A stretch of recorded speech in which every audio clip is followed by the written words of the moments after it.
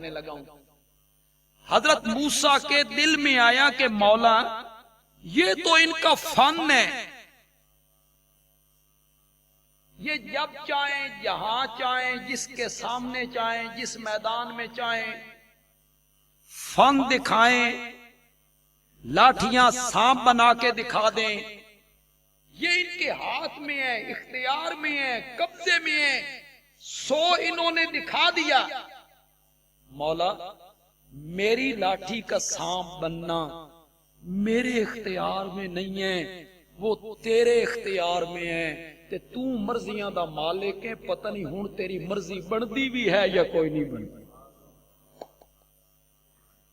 اور اگر تیری مرضی نہیں نہ بندی تے میرے پلے میرے پلے کیا رہ جائے گا۔ ڈرنے کی وجہ یہ تھی۔ ایک بات آپ ذہن نشین کر لیں، یہاں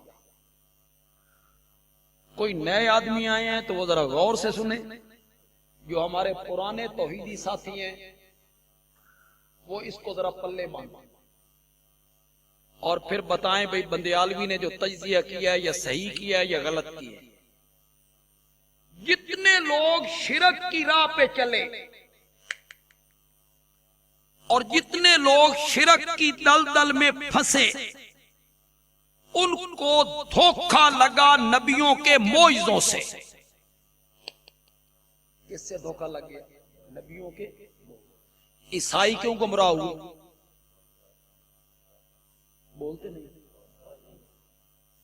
عیسائی جو غلط رستے پہ چل نکلے، انہوں نے حضرت عیسیٰ کو الہ مانا، مشکل کشا مانا، حاجت روا مانا، سجدے کیے، نظر و نیاز دی، دھوکہ کہاں سے لگ گیا؟ مٹی کے پرندے بناتا ہے، سچ مچ کے پرندے بن جاتے۔ مادر زاد نابیناؤں کی آنکھوں پہ ہاتھ پھیرتا ہے، آنکھیں مل جاتی۔ کوڑ کے مرض والوں کو درست کر دیتے۔ انہوں نے سمجھا یہ نبی کے اختیار میں ہے۔ دھوکہ کہاں سے لگا؟ انہوں نے کیا سمجھا؟ یہ نبی کے بس میں ہے، جس کو چاہے آنکھیں دے دے، جس کو چاہے شفا دے دے، تھوڑا سا دودھ ہو زیادہ بندوں پہ پورا ہو جائے، رزق میں اضافہ کر دے۔ انہیں یہاں سے دھوکہ لگ گیا معجزوں سے کہ یہ نبی کے قبضے میں ہے، اختیار میں ہے۔ بس یہی بات لوگوں کو بتانے کی ضرورت ہے اور سمجھانے کی ضرورت ہے کہ معجزہ برحق ہے، لیکن معجزے میں ہاتھ نبی کا ہوتا ہے، اختیار اور مرضی عرش والے کی ہوتی ہے۔ اس میں اختیار نبی کا کہ جہاں چاہے معجزہ دکھا دے، ہاتھ نبی کا ہے، اختیار کس کا ہے؟ آج یہ جتنے لوگ شرک کی راہوں پہ چلے ہوئے ہیں، انہوں نے دھوکہ کتوں لگیا؟ ولیاں دیا کرامتاں تو، اور کرامتیں بھی مصنوعی، کرامتیں بھی وہ نہیں ہیں، خود بنائی ہیں، خود گھڑی ہیں۔ اس سے انہوں نے دھوکہ لگ گیا، اولیاء اللہ کو حاجت روا مشکل کشا سمجھنے لگ گئے کہ ان کے اختیار میں ہے۔ معجزہ نبی کی مرضی سے صادر نہیں ہوتا، معجزے میں اختیار نبی کا۔ بولو تھوڑا سا۔ دلیل اتنی آسان دوں گا، الف نو کلی سمجھن والا جٹ بھی سمجھ جا سکتا، اتنی آسان دلیل دوں گا بھی قرآن سے۔ آپ کی توجہ ہے، اگر دلیل سن لیں اس کے بعد اچھی دلیل ہو تو کہیں بے چنگا استدلال کر گیا۔ بندیالوی کہتا ہے اگر معجزہ نبی کے بس میں ہوتا، اگر معجزہ نبی کی مرضی سے صادر ہوتا، اگر معجزہ نبی کے اختیار میں ہوتا تو پہلے دن کوہ طور پر لاٹھی کو سانپ بنتے ہوئے دیکھ کر حضرت موسیٰ کبھی نہ بھاگتے۔ خود نہیں بنایا تھا، بولتے کیوں؟ اپنی مرضی سے نہیں بنایا تھا، انہوں نے خود نہیں بنایا، لاٹھی کو سانپ خود نہیں بنایا، پھر ڈرنا کیوں؟ ڈرے اور بھاگے۔ اللہ نے اس سانپ کو کعبے پیچھے لگا، حضرت موسیٰ آگے آگے، سانپ پیچھے پیچھے، قرآن کہتا ہے ولم یعقب، میرا نبی پیچھے مڑ کے بھی نہیں سی دیکھتا، میرا نبی پیچھے مڑ کے بھی نہیں دیکھتا۔ ہم نے کہا اقبل، سامنے آئیے، ولا تخف، ڈریے نہیں۔ عام میں جن لوگوں کو عربی کے ساتھ تھوڑی سی شدھ بدھ ہے نا، وہ تو میں جو آیت پڑھنے لگا ہوں نا اس کا لطف لیں گے، ترجمہ کروں گا تو پھر ترجمے میں وہ بات تو نہیں لیکن لطف برقرار رہے گا۔ اللہ کہتے ہیں اس کو پکڑ، اس سانپ کو پکڑ، سنعیدھا، سنعیدھا سیرتھا الاولی، پکڑنا تیرا کام ہے، پہلی حالت پہ لوٹانا ہمارا کام ہے۔ سنعیدھا، ہم لوٹائیں گے، ہم لوٹائیں گے۔ تو لوگوں کو یہ سمجھانے کی ضرورت ہے، اپنے دوستوں کو سمجھائیے، جو غلط رستے پہ چل نکلے ہیں انہیں سمجھائیے، جو شرک کی پٹڑی پہ چل رہے ہیں لوگ انہیں سمجھائیے کہ معجزہ بھی برحق ہے، کرامت بھی برحق ہے، لیکن معجزے میں ہاتھ نبی کا، کرامت میں ہاتھ ولی کا، مرضی اور اختیار کس کا ہے؟ سمجھ بھی آئی کہ اگلی بھی گئی؟ اللہ کرے آپ کو سمجھ آ جائے۔ اللہ نے کہا ڈریے نہیں، لاٹھی اپنی ڈالیے۔ حضرت موسیٰ نے لاٹھی ڈالی، وہ اژدہا بن گیا۔ معجزے میں چیز کی حیت بدل جاتی ہے، جادو میں یہ لاٹھی پھر لاٹھی نہ رہی، یہ حقیقی معنوں میں اژدہا بنا۔ اس نے کیا کام کرنا شروع کیا؟ جتنا ڈھونگ انہوں نے رچایا تھا نا، ان سب کو نگلنا شروع کیا۔ 1 2 3 4 5، بعض لوگوں نے کہا 70,000 جادوگر مقابلے میں آئے تھے، سب ہڑا۔ جادوگروں نے دیکھا یہ جادو ایک فن ہے نا، علم ہے نا، علم۔ جادوگروں نے دیکھا کہ ساری لاٹھیاں رسیاں اس کے پیٹ میں ہیں، اس کو تو پھٹ جانا چاہیے تھا، لیکن اس کے وجود میں ایک بال برابر فرق نہیں آیا۔ ان کے جادو والے علم نے انہیں بتایا کہ یہ جادو نہیں ہے۔ غلط ہے، میں بڑی کر گیا، لیکن آپ اس کی طے میں، انہیں جادو والے علم نے بتایا کہ یہ جادو نہیں ہے۔ میں کہتا ہوں علم چاہے غلط چیز کا بھی ہو پھر بھی بندے کو کام دیتا ہے، اور دین کا علم تو پھر کیا ہی علم۔ جادوگروں کو کس چیز نے تبدیل کر دیا؟ وہ ان کا فن، ان کا علم۔ وہ جو جانتے تھے فن، انہیں اس علم نے مجبور کیا بھئی جادو نہیں۔ قرآن کہتا ہے اتنی جلدی سجدے میں گرے، یوں معلوم ہوتا تھا کسی نے گردن سے پکڑ کے نا سجدے میں ڈال دیا۔ آمنا برب العالمین، ہم رب العالمین پر ایمان لائے۔ ان کی اب آپ وضاحت دیکھیں تو ہو سکتا ہے فرعون کہے میں رب العالمین ہوں، تو یہ میری ربوبیت کا اعلان کر رہے ہیں۔ آمنا برب العالمین، یہ کہنے کے بعد وہ کہتے ہیں کسی غلط فہمی چ نہ رہمی، رب موسیٰ و ہارون، ہم اس رب پہ ایمان لائے ہیں جو موسیٰ کے بھی رب ہے۔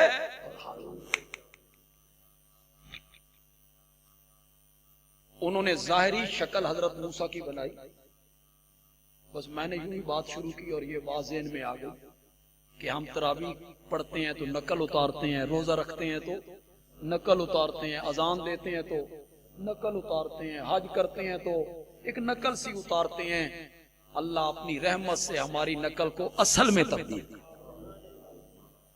انہوں نے بھی تو نقل اتاری حضرت موسیٰ کی، ظاہری لباس حضرت موسیٰ کا پہنا، اسی طرح کی بناوٹ، چال ڈھال اختیار کی۔ اللہ نے فرمایا جنہوں نے میرے نبی کی ظاہری صورت اختیار کی ہے ہم نے ان کے باطن کو بھی تبدیل کر کے رکھا۔ فرعون کہنے لگا یہ سب نورا کشتی تھی، تسی سارے اکو ہی ہو، موسیٰ تہاڈا استاد ہے، تم نے ہمارے خلاف سازش کی ہے، ان قریب تمہیں پتہ چل جائے گا جب میں سزا دوں گا، میں تمہارے ہاتھ پاؤں مخالف جانب سے کٹوا دوں گا، دایاں ہاتھ کاٹوں گا تو بایاں پاؤں، بایاں ہاتھ کاٹوں گا تو دایاں پاؤں، پھر سولی پہ لٹکا دوں گا، چڑھا دوں گا تمہیں سولی پر۔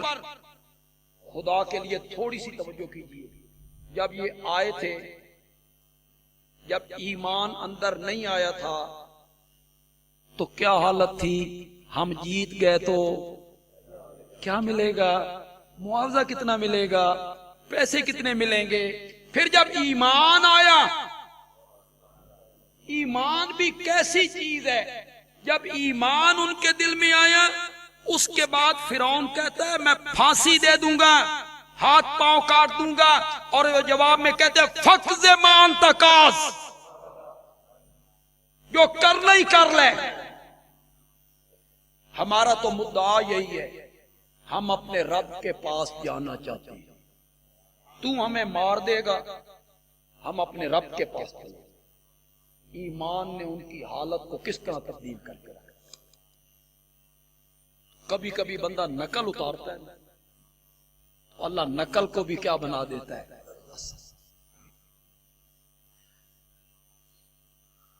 فتح مکہ ہوا، میرے نبی کے ساتھ 10,000 قدوسیوں کا لشکر، کتنے لوگ تھے؟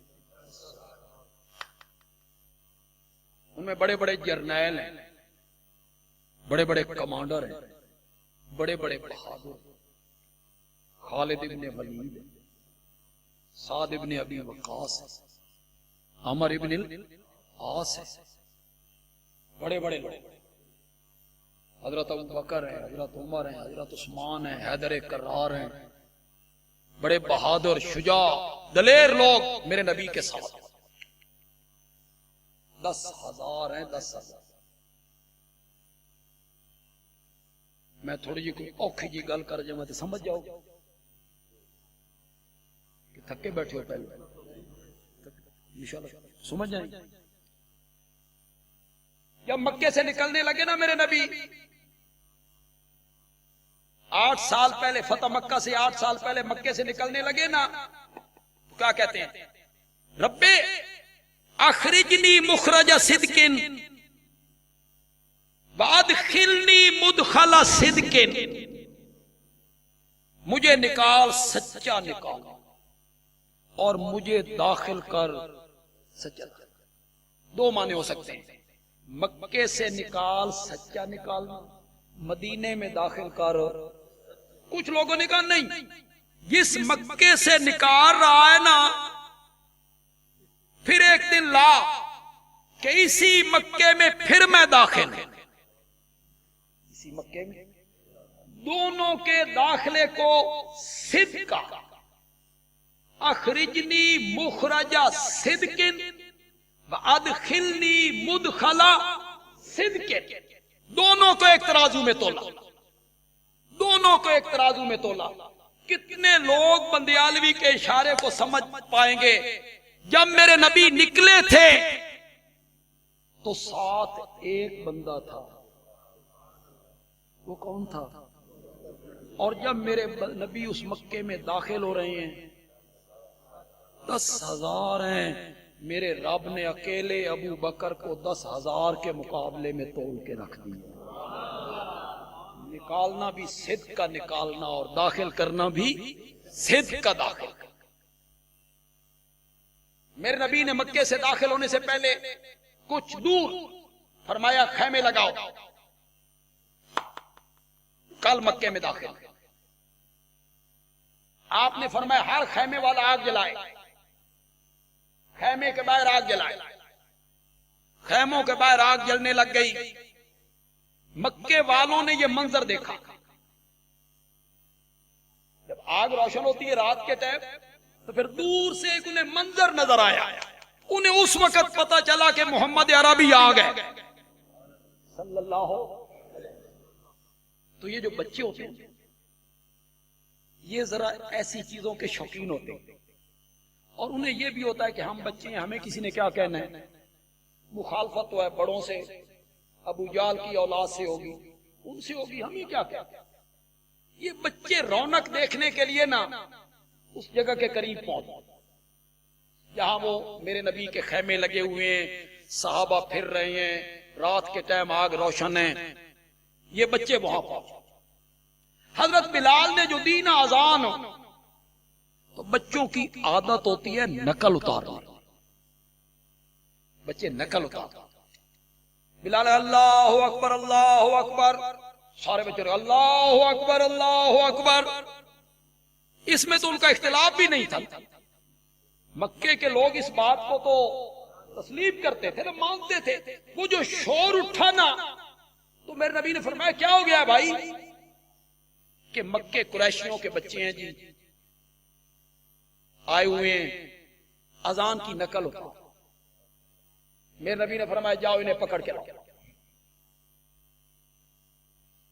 صحابہ جب نکلے انہیں پکڑنے کے لیے، باقی بچے بھاگ گئے، ان میں ایک 14 سال کا بچہ ہے ابو محذورہ، اس نے کہا میں کیوں بھاگوں، میں ڈر کے بھاگ جاؤں؟ وہ کھڑا رہا۔ صحابہ نے پکڑ کے میرے نبی کی خدمت میں پیش کیا۔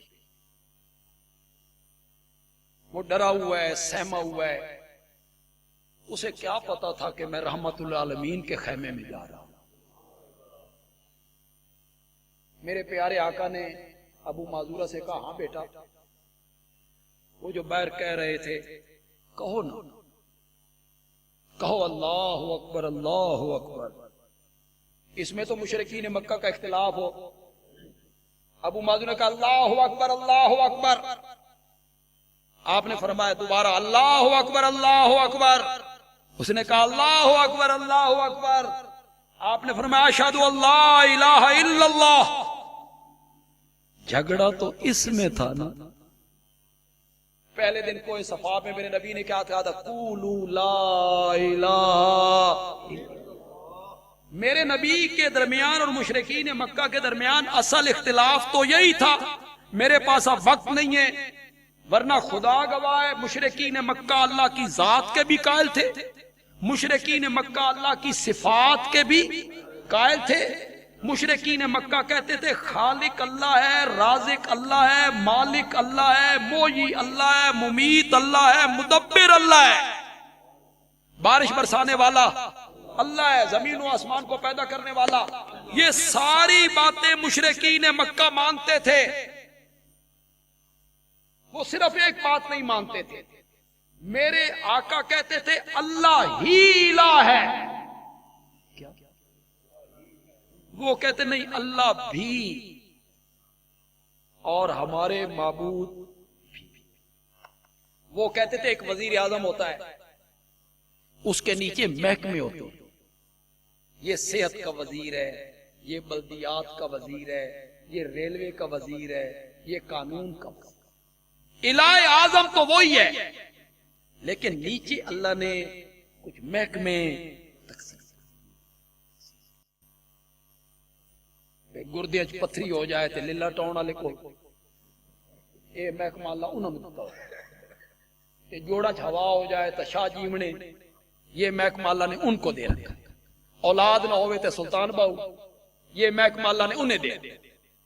الہ اعظم اللہ ہی ہے، لیکن اس کے نیچے نیچے چھوٹے چھوٹے الہ، اور میرے نبی کہتے تھے لا الہ کرو، پڑھو تو یہ لا الہ۔ صرف یہ منوانا تھا کہ اللہ الہ ہے، صرف یہ منوانا ہوتا تو پھر کلمہ اس طرح ہوتا اللہ الہ، اللہ الہ ہے۔ فرمایا میں نے صرف یہ نہیں منوانا کہ میں الہ ہوں، نہ جس برتن میں دودھ ڈالنا ہو نا اس میں پلیدی لگی ہوئی ہو نا تو پہلے عورتیں اس کو مانجتی ہیں، صفائی کرتی ہیں، چمکاتی ہیں، پھر دودھ ڈالا جاتا ہے۔ اللہ نے فرمایا میں تیرے دل میں توحید والا شربت ڈالنا چاہتا ہوں، پہلے ذرا مانجا لا۔ مانجا کس سے لگے گا؟ لا الہ۔ اس پوری کائنات میں کوئی بھی الہ، نہ کوئی نوری، نہ ناری، نہ خاکی، نہ ازلی، نہ عبدی، نہ فرشتہ، نہ جن، نہ نبی، نہ ولی، نہ کوئی پیر، نہ فقیر، نہ زندہ، نہ مردہ، نہ شجر، نہ حجر، نہ قبر، کوئی بھی الہ نہیں الا اللہ۔ یہ میرے نبی منوانا چاہتے ہیں۔ مشرکین مکہ اس کو ماننے کے لیے تیار ہو۔ اس نقطے پر اختلاف ہوا تھا میرے نبی کے درمیان اور مشرکین مکہ کے درمیان، اس نقطے پر اختلاف تھا۔ آپ قرآن اٹھا لیں، وہ کہتے تھے اجعل الآلہۃ الہا واحدا ان ھذا لشیء عجاب۔ یہ تو بڑی عجیب بات ہے۔ اس مدعی نبوت نے بہت سارے الہوں کا ایک الہ بنا دیا۔ اجعل الآلہۃ الہا واحدا، یہ کہتا ہے ساری کائنات کا الہ ایک ہے، ساری کائنات کا مشکل کشا ایک ہے۔ عام طور پہ اچھے خاصے پڑھے لکھے تعلیم یافتہ لوگ یہ سمجھتے ہیں الہ کا معنی معبود ہوتا ہے۔ الہ کا کیا معنی ہوتا ہے؟ معبود کون ہوتا ہے؟ جس کی کیا کی جائے؟ شاباش، جس کی کیا کی جائے؟ جس کی عبادت کی جائے وہ کون ہوتا ہے؟ معبود۔ معبود جس کی عبادت کی جائے وہ کون ہوتا ہے؟ معبود۔ اور معبود کس کا ترجمہ ہے؟ الہ کا۔ الہ کا کیا ترجمہ کرتے ہیں آپ؟ نہیں کوئی معبود۔ اور معبود کون ہے؟ جس کی کیا کی جائے؟ عبادت۔ لوگ سمجھتے ہیں نماز عبادت ہے، روزہ عبادت ہے، حج عبادت ہے، زکوٰۃ عبادت ہے، قربانی عبادت ہے۔ وہ کہتے ہیں ہم کوئی نبیوں ولیوں کی زکوٰۃ دیتی ہیں، ہم کوئی ان کے روزے رکھتی ہیں، ہم کوئی ان کی نماز پڑھتی ہیں، ہم کیسے مشرک ہو گئے؟ یہ غلط فہمی ہے، لوگوں کی غلط فہمی۔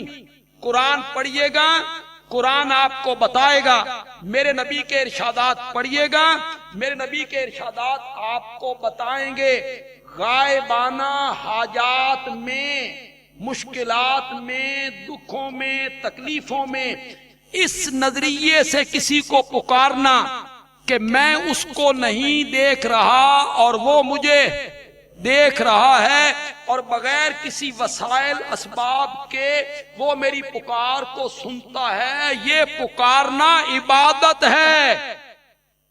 یہ پکارنا کیا ہے؟ میں کہہ رہا ہوں میری مجال، میں کون ہوتا ہوں شریعت میں کوئی حکم لگانے والا؟ یہ آمنہ کا لال کہہ رہا ہے۔ میرے آقا نے فرمایا الدعاء هو العبادہ۔ پکار کیا ہے؟ پکار عبادت ہے۔ جس کو پکارا جائے وہ معبود ہوتا ہے، جس کو پکارا جائے وہ الہ ہوتا ہے۔ جو اب بھی سمجھ نہیں آیا لوگوں کو تو میں قرآن سے ایک حوالہ پیش کر دیتا ہوں۔ میں وہ سارا واقعہ نہیں بیان کرنا چاہتا کہ میں لمبی چوڑی گفتگو نہیں کرنا چاہتا۔ حضرت یونس مچھلی کے پیٹ میں، حضرت یونس علیہ السلام مچھلی کے پیٹ میں 3 اندھیروں میں، قرآن کہتا ہے 3 اندھیروں میں میرے نبی نے پکارا۔ 3 اندھیروں میں میرے نبی نے پکارا۔ کیا کہا؟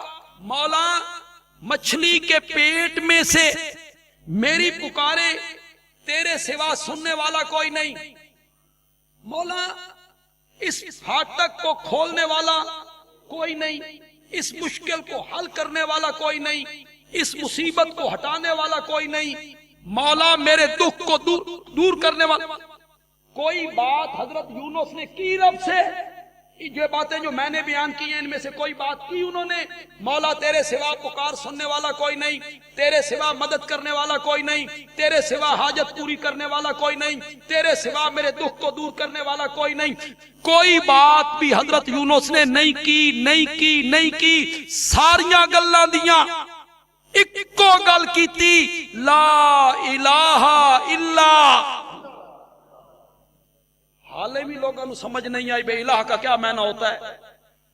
حضرت یونس کہتے ہیں مولا تیرے سوا الہ کوئی نہیں. کیا مطلب؟ مچھلی کے پیٹ میں سے میری پکارے سننے والا ہے تو صرف تو ہے, مصیبت کو دور کرنے والا ہے تو صرف تو. پکار عبادت ہے. کس نے کہا؟ نبی پاک نے. الدعاء والعبادت, قرآن نے. اسی میں تو سارا جھگڑا تھا مشرکین مکہ اور میرے آقا کے درمیان. جب آپ نے اس ابو معذورہ سے کہا نا 14 سال کے بچے سے پڑھو اشہد ان لا الہ الا اللہ, وہ چپ کر آپ نے پڑھو نا. اب وہ لشکر ہے, میرا نبی فاتح بن کے آ رہا ہے, ڈر بھی ہے خوف بھی ہے. اس نے کہا اشہد ان لا الہ الا اللہ. اپنا زور سے پڑھو, زور سے پڑھو. اس نے پھر زور سے پڑھا. اب یہ ایک مرتبہ ہوا اشہد ان لا الہ. آپ نے دوبارہ پڑھایا اشہد ان لا الہ. اس نے پھر آہستہ زور سے پڑھو. اس نے زور سے. اس کے بعد آپ نے پڑھا اشہد ان محمد رسول اللہ. اب اس بات کو ماننے کے لیے بھی مشرکین تیار ہو. آپ کو نبی مان لیتے, اللہ کا پیغمبر مان لیتے تو پھر آپ کا پیغام بھی, وہ تو آپ کو صادق ماننے کے لیے کہتے تھے یہ کذاب ہے, مجنون ہے, شاعر ہے, شاعر ہے, دیوانہ ہے. فتوے لگاتے تھے, راستے روکتے تھے, میرے نبی کو تکلیف دیتے تھے. اس کو ماننے کے لیے وہ تیار نہیں تھے. اس نے کہا اشہد ان محمد رسول اللہ. زور سے کہو. ابو معذورہ نے زور سے کہا. یہ ایک مرتبہ ہوا کیونکہ آپ چاہتے تھے زور سے کہو. وہ ایک مرتبہ آہستہ کہتا تھا, ایک مرتبہ. آپ نے پھر دوبارہ کلوایا دوسری بار اشہد ان محمد رسول اللہ. اس نے پھر آہستہ کہا. زور سے کہو. پھر اس نے زور سے. جب ساری اذان مکمل ہو گئی تو میرے نبی نے اس کے ماتھے پہ ہاتھ رکھا اور فرمایا جاؤ. اس نے کہا کہاں جاؤں, کہاں جاؤں؟ کلمہ پڑھا. میرے آقا نے اسے کلمہ پڑھا. جس بچے نے اذان کی نقل اتاری تھی اللہ نے اس کی نقل کو اصل میں رکھ دیا. کبھی کبھی اللہ ایسے بھی کرتا, لوگ نقل اتارتے ہیں اور اللہ کو وہ ادا پسند آ جاتی ہے اور اللہ نقل کو بھی کیا بنا دیتا ہے. اس نے کلمہ ساری زندگی اذان دیتا تھا. 4 مرتبہ اشہد ان لا الہ الا اللہ کہتا تھا, 4 مرتبہ اشہد ان محمد رسول اللہ کہتا تھا, 2 مرتبہ آہستہ کہتا تھا, 2 مرتبہ. صحابہ سمجھا تھکے, اور اللہ کے بندے 2 مرتبہ ہے. وہ تم آہستہ کہتا تھا تو آپ کہتے تھے زور سے کہہ. اس آخیا میں انہیں ہی آکھنی ہے جنہیں من نبی پاک پڑھایا ہے, میں انہیں ہی آکھنی. وہ اسی طرح کہتا ہے. یہ پیشانی کے بال اس نے ساری زندگی نہیں منڈوائے. اس نے کہا میں ان بالوں کو نہیں منڈوانا چاہتا, ان بالوں پر نبی پاک کے ہاتھ لگے ہوئے. آپ آگے سن کے حیران ہو جائیں گے.